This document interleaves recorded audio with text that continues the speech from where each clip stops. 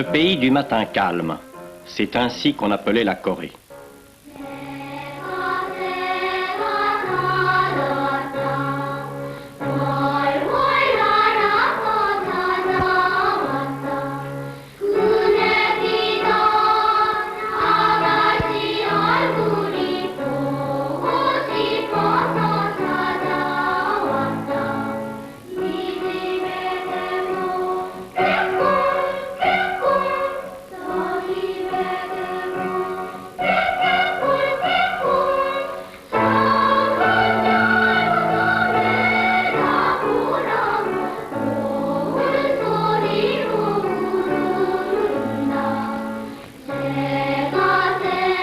À l'échelle de l'immense Asie, ce n'est qu'une petite péninsule.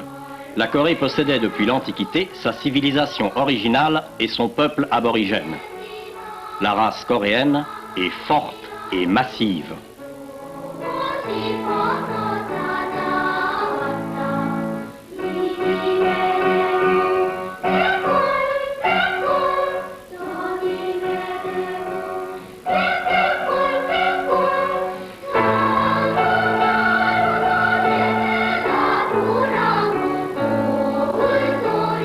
Mais de par sa position géographique, la péninsule coréenne se trouve être un couloir entre les grands empires de l'Asie continentale et le Japon. Aussi d'autres influences civilisatrices et d'autres peuplements s'y manifestent, venus avec les caravanes de l'Asie centrale, les jonques chinoises et les boutres malais.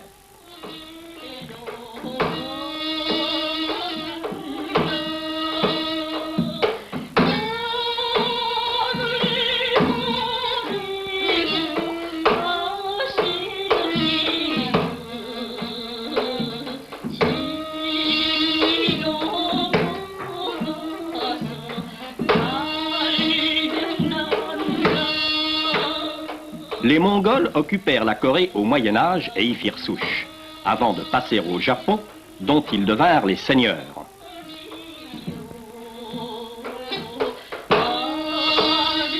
Menacée par trop de voisins puissants, la Corée s'était déclarée royaume vassal de la Chine, qui lui donna sa civilisation.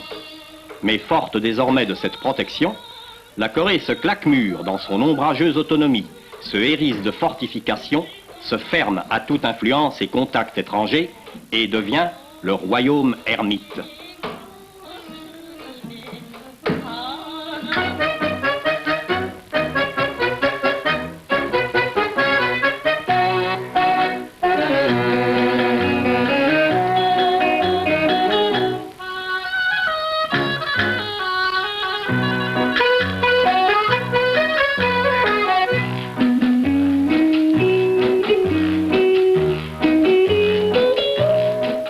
Les rois de Corée remontent des provinces du sud vers le nord pour établir leur capitale au centre de la péninsule.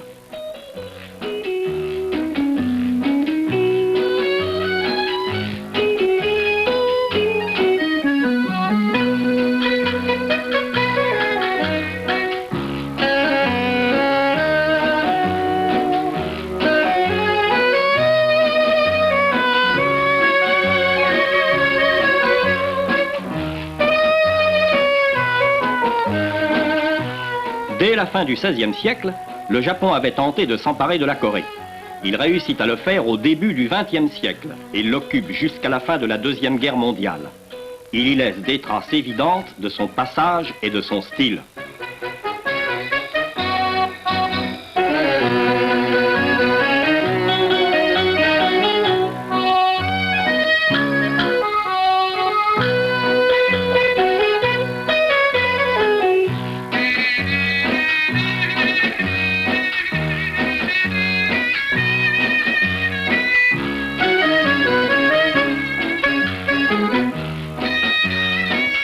Entre autres, l'uniforme des lycéennes et, hélas, celui des lycéens qui évoquerait plutôt les pompes funèbres. Hélas, funèbre réveil. En 1950, sitôt recouvrée l'indépendance, la Corée du Nord, soutenue par la Chine, tente de s'emparer de la Corée du Sud, garantie par l'ONU. De cette guerre de plus de 2 ans, il reste un pays déchiré par une frontière intérieure hermétique, 2 capitales et l'extraordinaire village de Panmunjom, d'où l'on veille au respect des clauses de l'armistice. Les Maisons Bleues pour les représentants de l'ONU, les vertes pour ceux des pays communistes. Hors des jours de conférence, on feint de s'ignorer les uns les autres. Le clou de Panmunjom, devenu presque lieu de pèlerinage, et le belvédère d'où l'on découvre le pont dit sans retour, avec son garde-frontière rouge.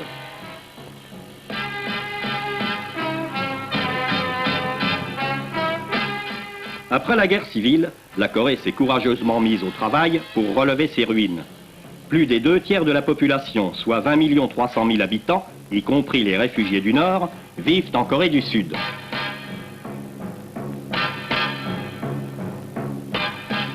Aujourd'hui, Séoul est une métropole de 4 millions d'âmes qui a su devenir d'un seul coup une ville moderne tout en sauvegardant précieusement les témoins prestigieux de son passé.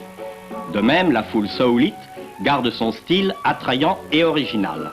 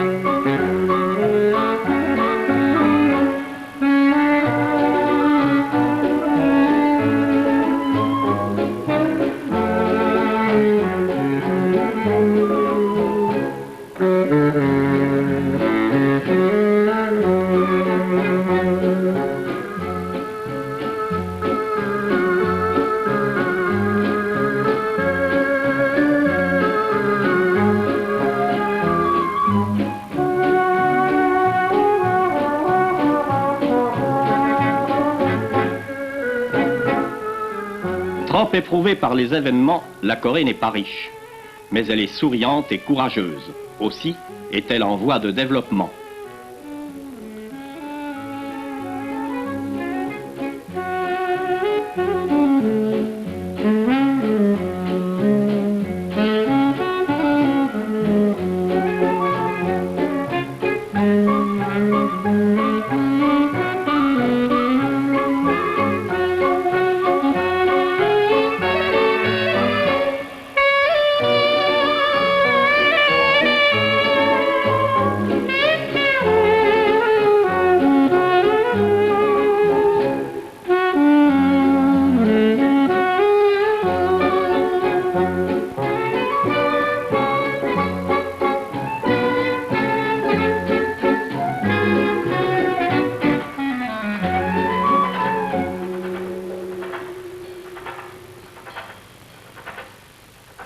Les aliments de base du coréen sont l'orge et surtout le riz.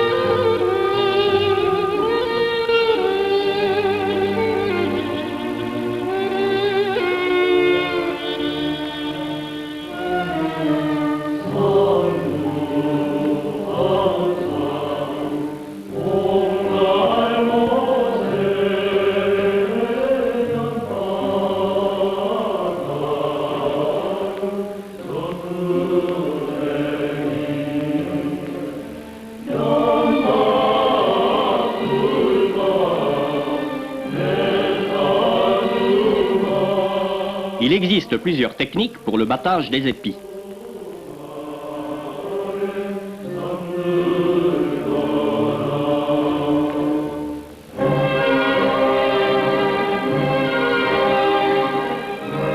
La meilleure est l'automatique. On étend les gerbes sur les ponts en ciment et les quarts se chargent du reste.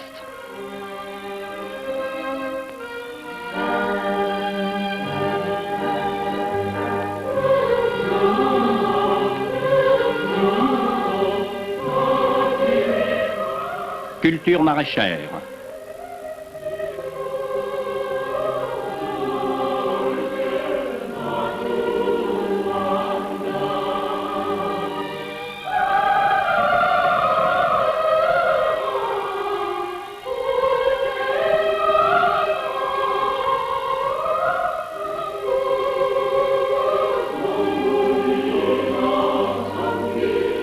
Certaines sont plantées sous vinyle pour en hâter la maturation. Fruits, et en tout premier lieu, la pomme. Quant aux viandes, les plus en honneur sont le poulet et le chien. La Corée étant une péninsule, est évidemment grande consommatrice de poissons et de fruits de mer. L'intéressante corporation des pêcheuses d'oursins opère avec 3 instruments, le crochet, l'épuisette et la calebasse, qui jouent le rôle de bouée.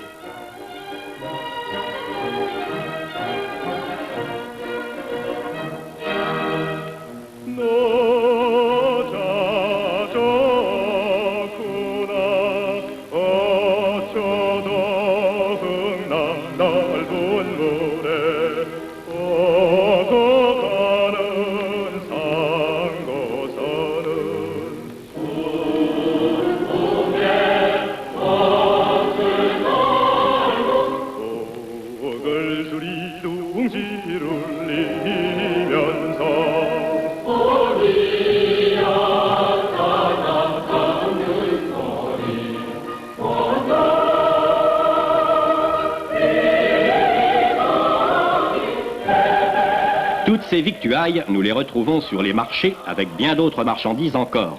Le marché coréen est haut en couleurs, plein de vie et de variété.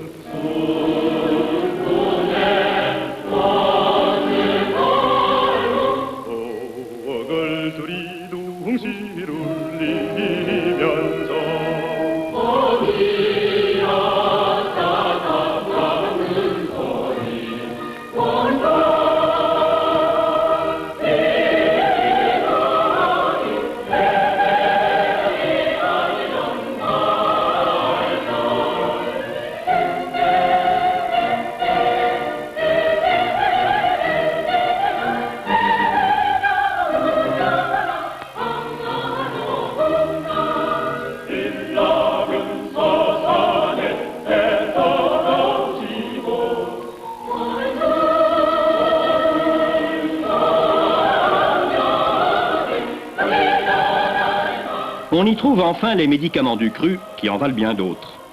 On peut même enrichir sa galerie de tableaux, il n'y a que l'embarras du choix.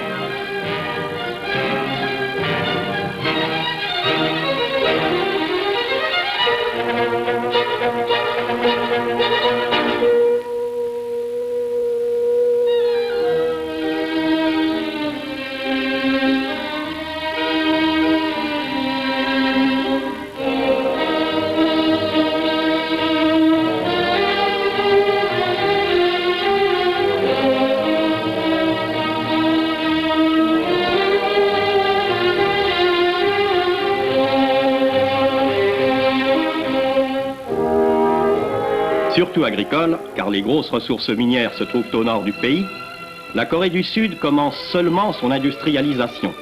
Mais les métiers traditionnels sont toujours pratiqués, poterie et vannerie.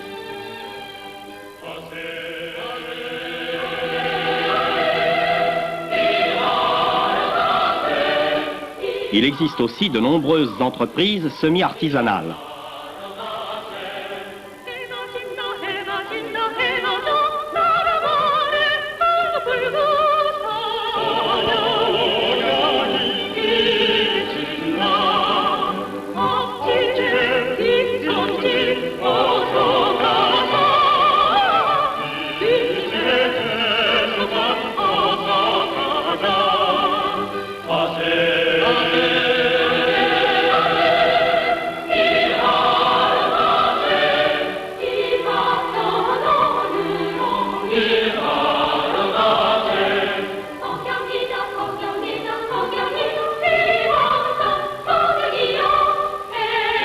Ainsi se fabrique la vaisselle coréenne que les transporteurs vont distribuer aux quatre coins du pays.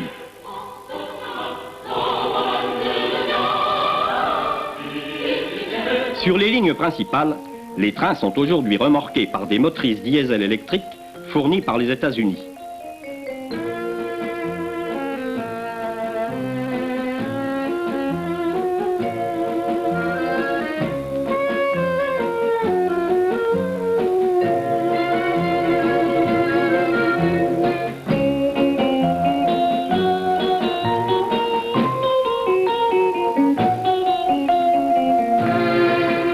En outre, un réseau serré d'autocars recouvre tout le pays.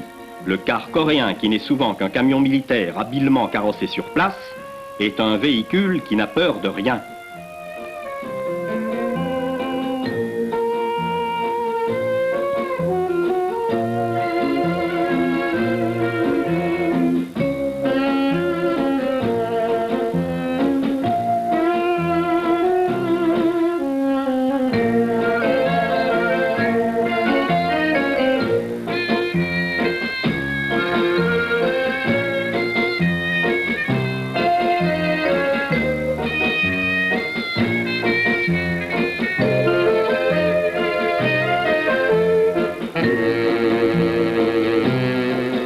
Toute ville d'une certaine importance comporte également quelques taxis. C'est la Jeep qui domine. Mais nombreuses sont toujours les voitures traînées, comme au vieux temps, par les poneys tartares et les taureaux.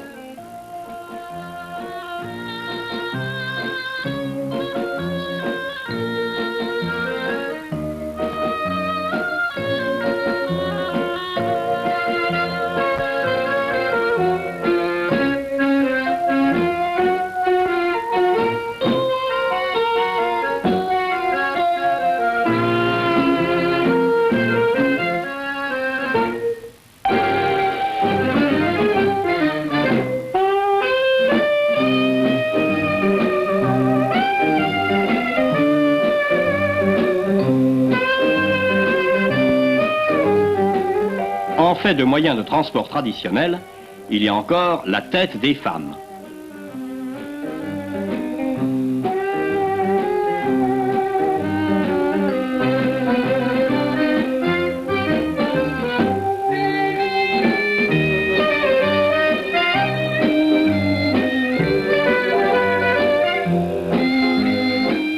Et le dos des hommes, grâce aux giquettes, la hotte coréenne.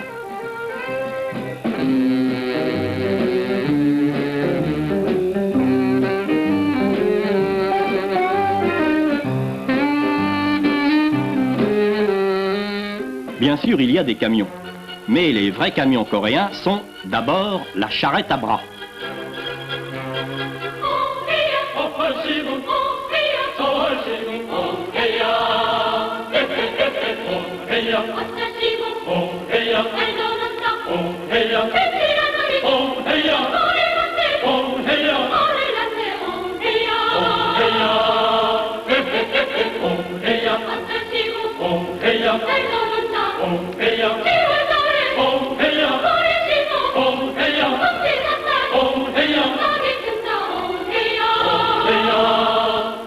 Ensuite et surtout le vélo, auquel on s'exerce judicieusement dès la tendre enfance.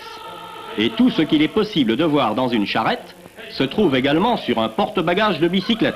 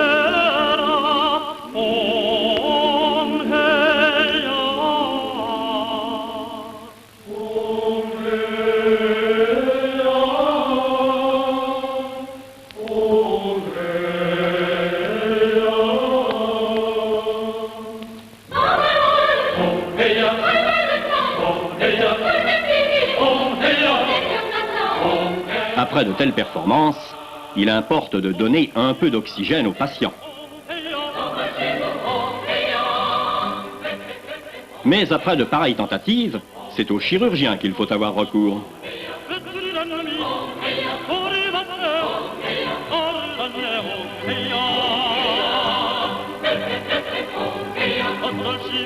Il est des marchandises qu'il est plus prudent de pousser à la main par crainte des éclaboussures. Ainsi l'engrais humain. Enfin, voici le champion. Non, ce n'est pas du cinéma. Tel nous l'avons rencontré, tel nous l'avons filmé. La Corée est un pays à forte natalité et le retour de l'école ou du lycée offre toujours un spectacle enjoué et charmant.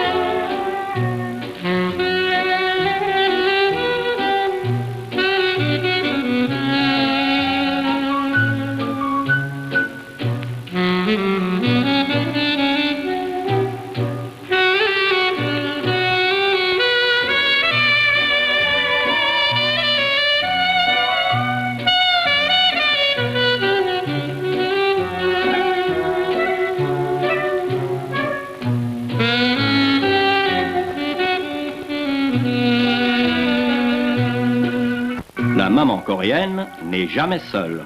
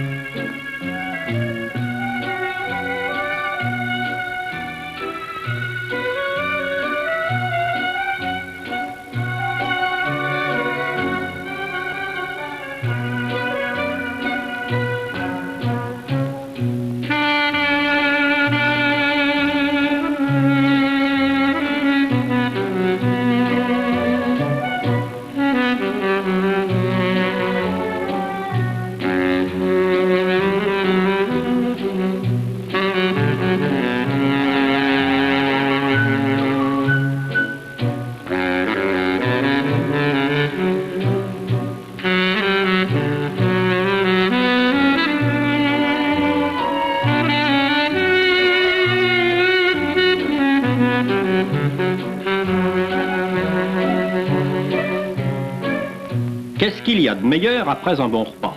Évidemment, une bonne sieste.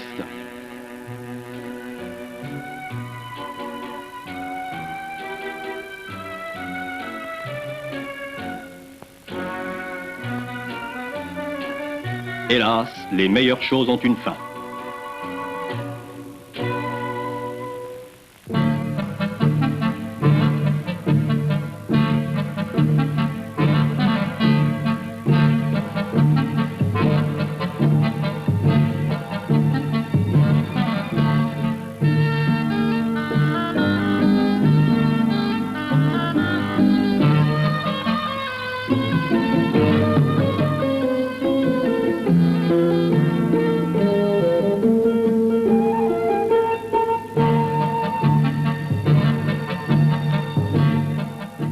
Étant donné les méthodes de lavage et surtout de repassage, on comprend que le costume traditionnel ne comportait aucun bouton.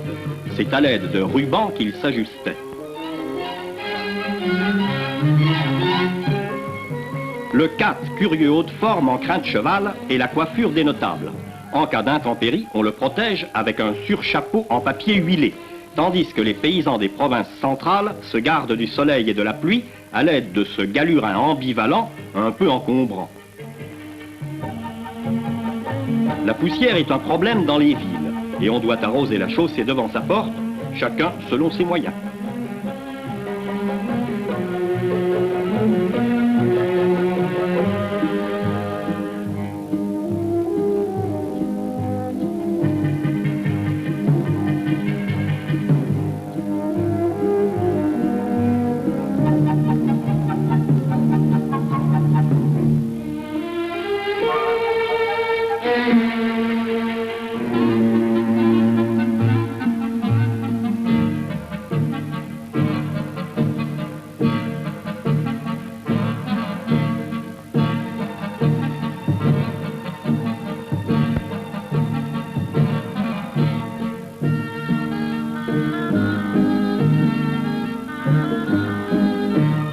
marchand de yachts, sorte de nougat, et ses ciseaux, dont il se sert autant pour s'annoncer que pour découper sa marchandise.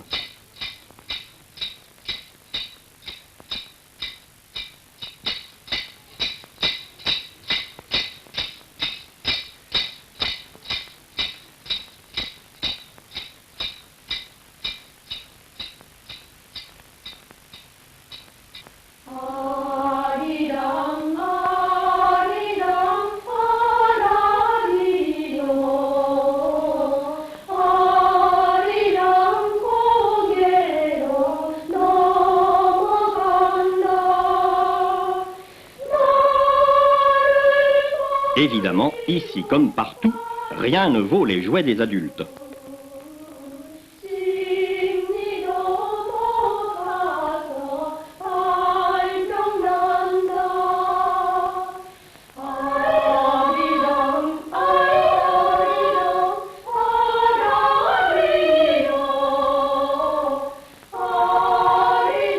Mais il est des jeux, pour ainsi dire, supérieurs, qui touchent déjà au folklore. Ils sont saisonniers et on doit revêtir ses beaux atours pour y prendre part.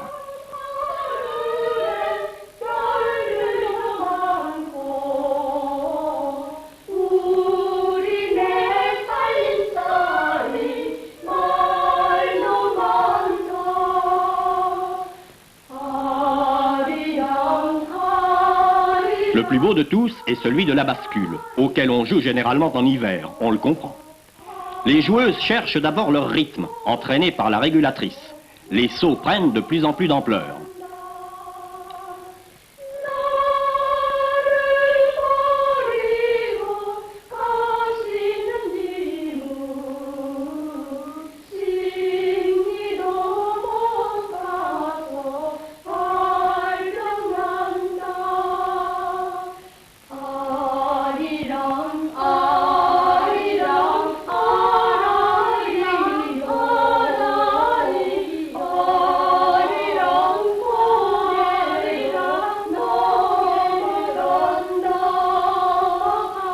Passant de là au folklore proprement dit, nous voyons d'abord de charmantes pantomimes enfantines.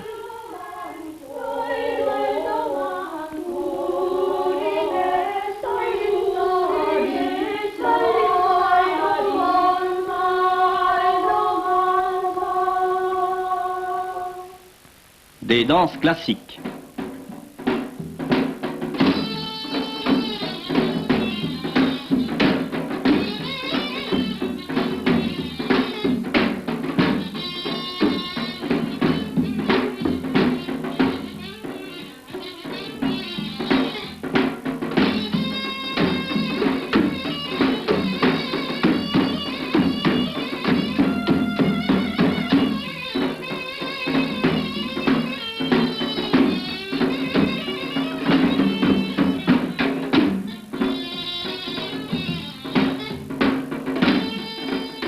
Mais il y a aussi des pantomimes qui se jouent masqués et dont les thèmes, moins innocents, s'apparentent à ceux de nos fabliaux du Moyen-Âge.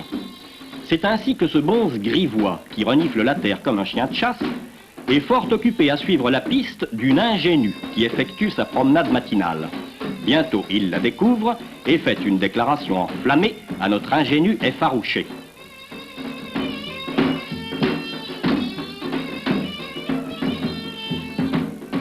Celui-ci, c'est l'Arsouille, l'homologue de notre Scapin. Bien entendu, il a tout vu. Ah, il va en avoir de belles histoires à raconter. Justement, voici un noble, en promenade lui aussi.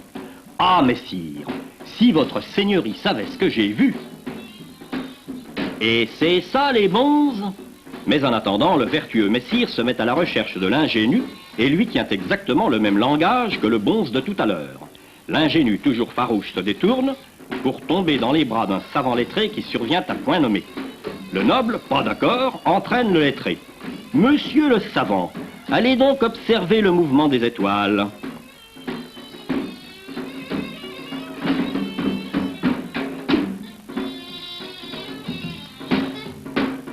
Mais le savant, qui a une préférence marquée pour des étoiles plus accessibles, revient se mettre entre les deux, d'où invectives, Orion, etc. Par contre, certaines danses touchent déjà à l'expression religieuse. Celle-ci se rattache à la plus ancienne religion de la Corée, le chamanisme, venu de la Sibérie orientale. C'est la religion des esprits de la nature, des arbres, des rivières, des rochers, des âmes errantes, des sorciers.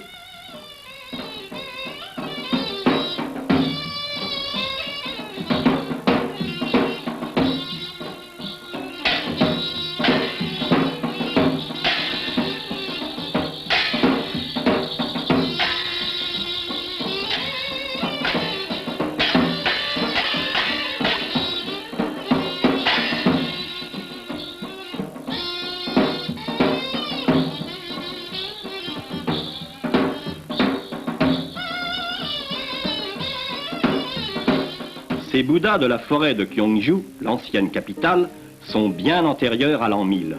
Le bouddhisme venu de Chine pénétra en Corée dès le IVe siècle et en devint la religion officielle.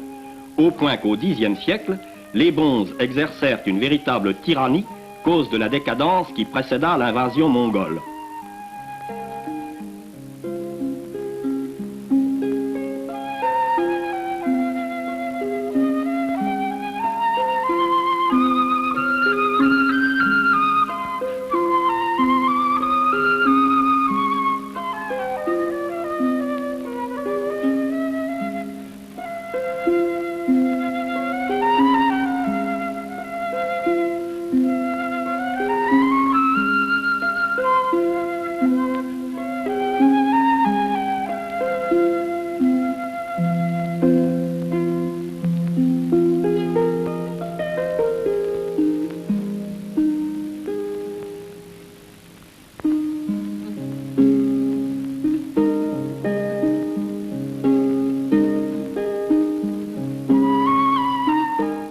Les danses bouddhistes exécutées à l'occasion des principales fêtes se reconnaissent aux svastikas qui ornent les capuchons et les écharpes des danseuses.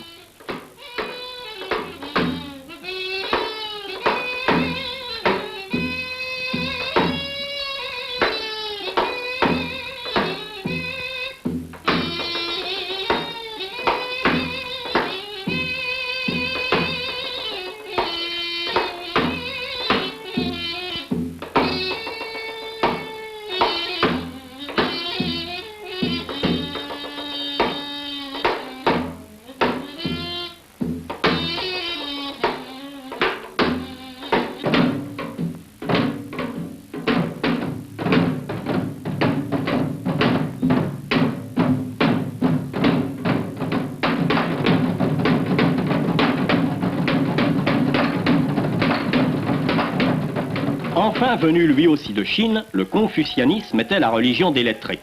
Les fils de famille venaient s'initier dans des écoles de nobles aux bonnes manières, car le confucianisme est avant tout la religion des bonnes manières. Et s'il est un jour où un jeune noble doit observer les bonnes manières, c'est bien celui de son mariage.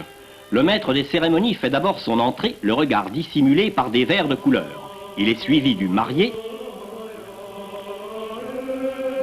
Enfin, voici la mariée, soutenue par ses demoiselles d'honneur.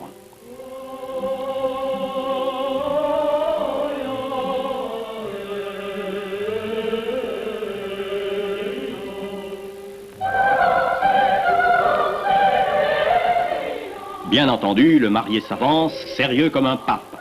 Mais la foule des invités s'efforce de le faire rire. Si elle y parvient, le premier enfant sera une fille. Ah!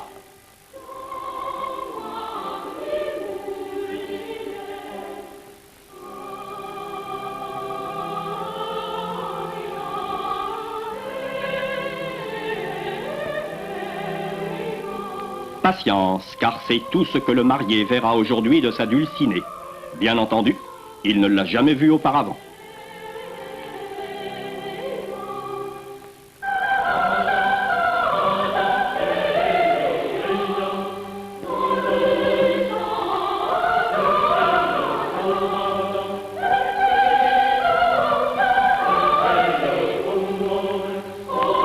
Après le grand salut mutuel, les matrones entremetteuses présentent une tasse d'alcool aux mariées qui la sifflent hardiment. Elles en font autant pour la mariée qui, en jeune fille bien élevée qu'elle est, la refuse. Ainsi l'exigent les bonnes manières.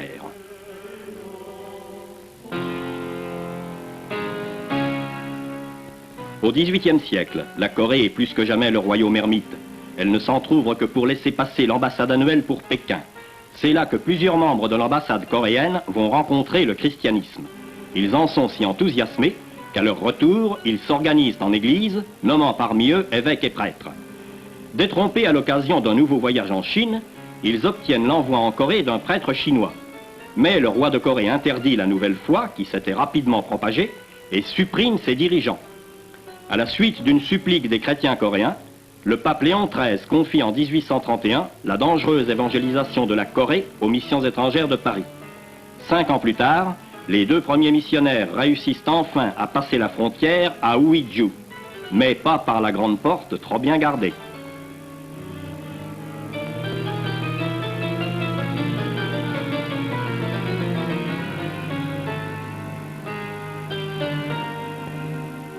Comme des malfaiteurs, ils traversent le mur par une poterne dérobée.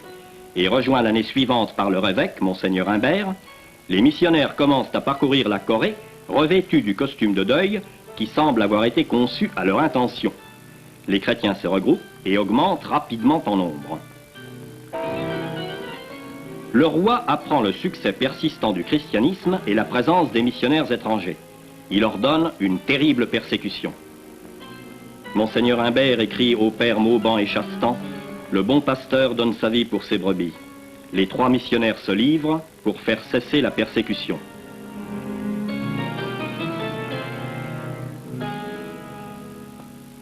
Ils sont décapités au bord du fleuve de Séoul en 1839. La Corée est de nouveau sans prêtre.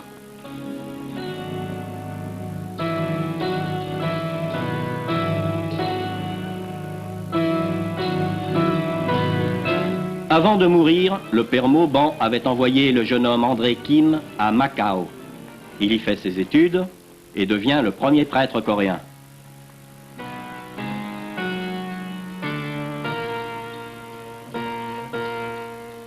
Rentré dans son pays en 1845, il est martyrisé l'année suivante lors de la 2e persécution. Malgré dangers et représailles, l'église de Corée ne cesse de croître, car d'autres missionnaires ont débarqué à leur tour. Les plus célèbres sont les 2 évêques d'Aveluy et Berneux, et le père Juste de Bretonnière. En 1866, le régent décide d'en finir et déchaîne la 3e persécution la plus terrible. 9 missionnaires sont décapités, des chrétiens martyrisés par milliers. Ceux qui ont pu échapper fuient vers les montagnes inaccessibles du centre de la péninsule.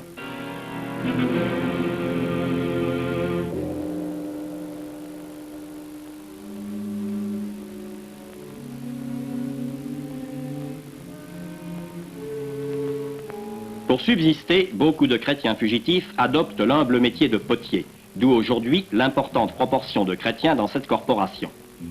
Enfin, les événements contraignent la Corée à s'ouvrir aux étrangers. Chine et Japon eux-mêmes reprochent au gouvernement coréen son sectarisme antichrétien. Symbole de la liberté chèrement acquise, la cathédrale de Séoul est achevée en 1898.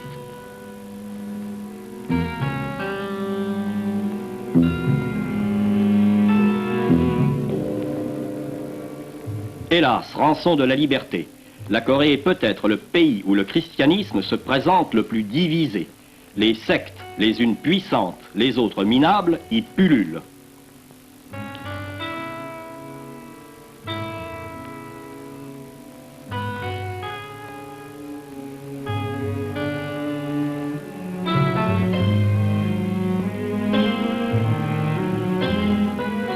En 1967, les catholiques coréens sont plus de 700 000 et le christianisme a apporté un nouveau style de vie dans ce qui fut le royaume ermite.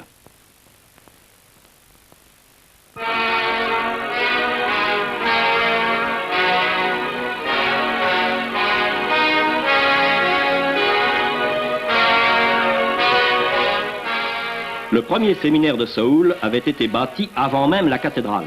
L'actuel séminaire est entièrement dirigé par les Coréens. Et il y a 9 évêques et 400 prêtres coréens en Corée du Sud.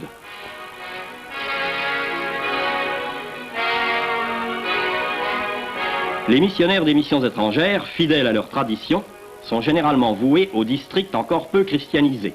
Première condition, être comme un poisson dans l'eau au milieu de la foule coréenne.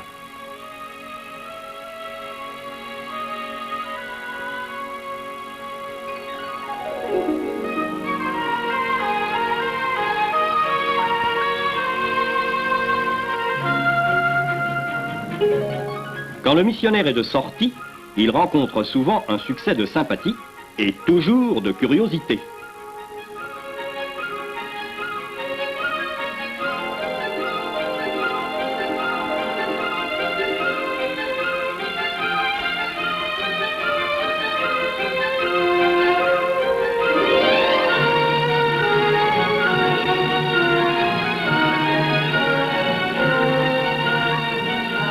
Comme quoi, il faut savoir se ménager des entrées partout. Les 5 minutes catholiques quotidiennes à la radio de Daejeon. 지금부터 189년 전 이야기 되겠군요. 네, 그럼 신부님, 우리나라 사람들이 교회에 눈을 뜨게 된 Les voitures particulières sont encore assez rares en Corée. Et heureux sont les missionnaires qui peuvent en disposer pour leur travail.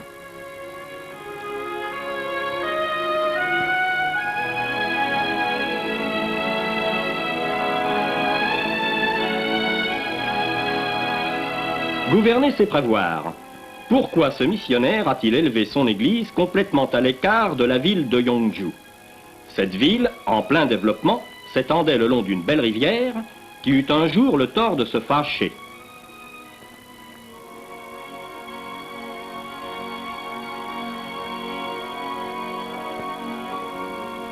Et voici le souvenir de sa colère.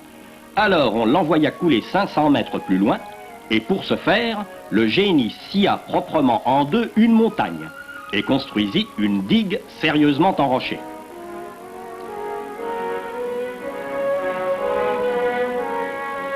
L'ancien lit de la rivière sera demain l'avenue des Champs-Élysées du nouveau centre administratif et commercial de Yongju.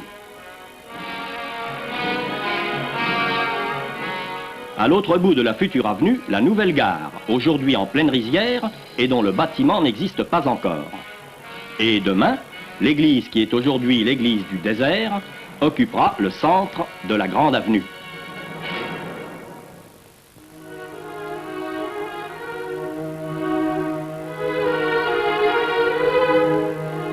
Dès qu'il a pu s'épanouir librement, le christianisme s'est occupé de ceux qui n'avaient pas de place dans la société. Grâce à lui, des visages très jeunes ou très vieux, voués au désespoir, ont appris à sourire et à espérer.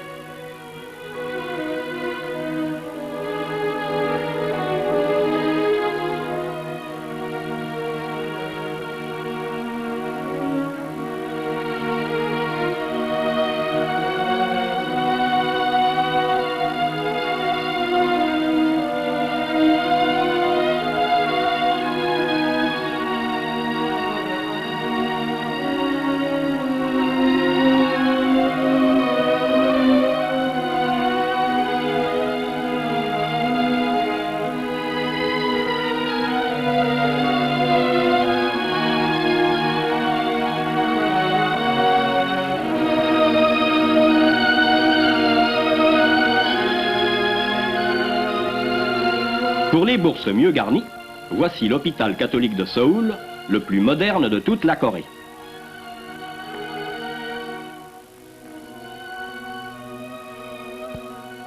De même, l'université des jésuites américains est une des plus cotées de la capitale.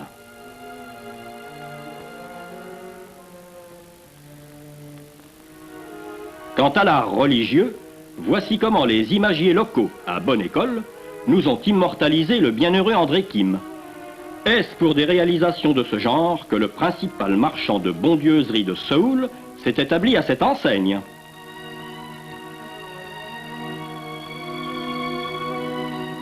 Il reste donc du progrès à faire dans le domaine de l'art religieux, mais voici déjà beaucoup mieux, avec cette charmante église d'une sous-préfecture du centre de la Corée qu'un missionnaire vient d'achever et que vient de consacrer l'archevêque coréen de Taegu, entouré des plus hautes personnalités de la province.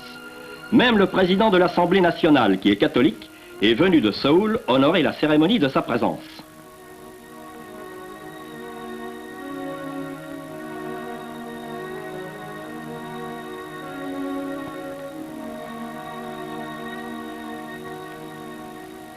Toute la population de la ville est rassemblée, chrétiens ou non. Tous sont fiers de leur belle église.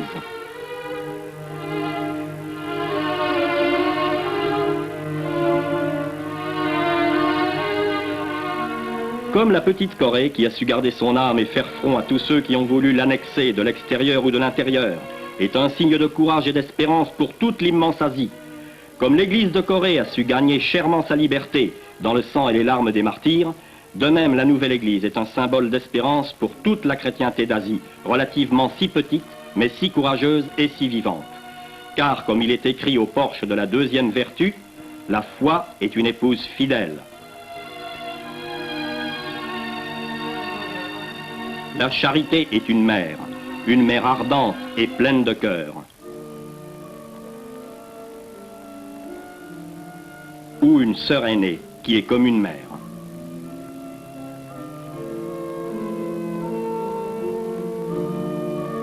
L'Espérance est une petite fille de rien du tout qui est venue au monde le jour de Noël de l'année dernière.